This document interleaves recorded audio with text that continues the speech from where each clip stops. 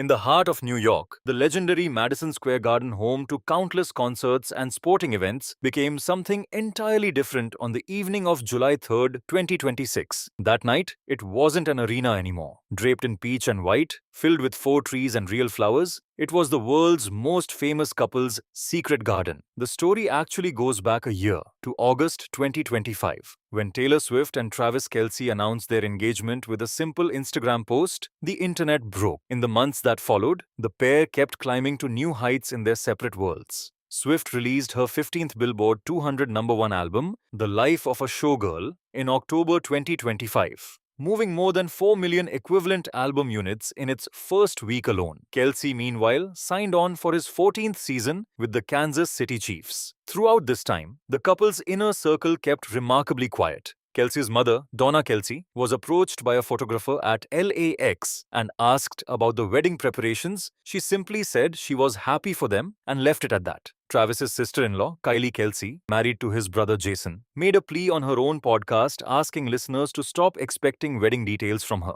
Even George Kittle and his wife Claire, confirmed guests, told a reporter they genuinely didn't know if the venue was Madison Square Garden. When George asked Kelce directly, he said Kelce just laughed at him. The story really started weeks earlier. A steady stream of 18-wheelers rolled through the city, quietly unloading supplies at the arena. No one knew what was inside. Guests themselves were kept in the dark. The invitations they received were watermarked, and no one could get through the door without signing a non-disclosure agreement. Phones were banned at the entrance. The venue was wrapped in a 180-foot tent, as if hiding a secret from the rest of the world. 135 police officers and private security teams stood guard around the perimeter, and surrounding streets were closed to traffic. Outside, thousands of fans waited for hours. No one knew what was happening inside, but everyone sensed something was coming. The first concrete clue about the timing actually surfaced a day before the event. According to a city permit obtained by the Associated Press, the ceremony was scheduled to begin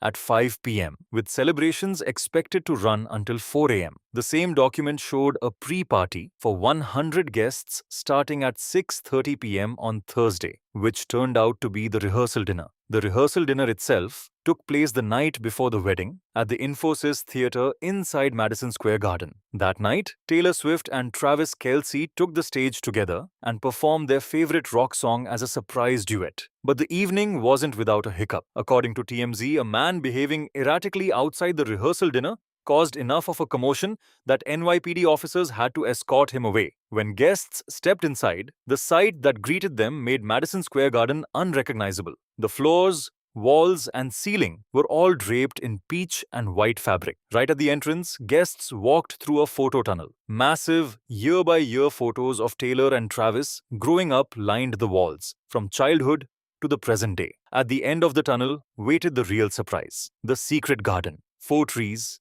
real flowers, and 15 rows of about 75 chairs each. One guest later described the scene as strangely intimate and small, despite the roughly 1,000 people in attendance. The person officiating the ceremony was someone few would have guessed: comedian Adam Sandler. There were no bridesmaids or groomsmen at this wedding. Instead, Taylor's brother Austin Swift stood by her side as man of honor, while Travis's brother and podcast co-host Jason Kelce served as best man. The couple wrote their own vows, read from gold-covered books, each taking about 20 minutes. Taylor's vows even included a brief moment of singing. But the most touching detail of the night was this: where everyone expected the bride to be the one in tears, it was actually the groom who cried the most. The moment they said, "I do," giant screens outside Madison Square Garden lit up with the message, "Just anti-married." The crowd erupted, and the news spread around the world within seconds. According to TMZ, Adam Sandler didn't just officiate, he also performed an original song he'd written for the newlyweds. Camera crews spotted outside the venue after the ceremony also raised questions about whether the night would be released as a documentary, though no official statement was made on the matter.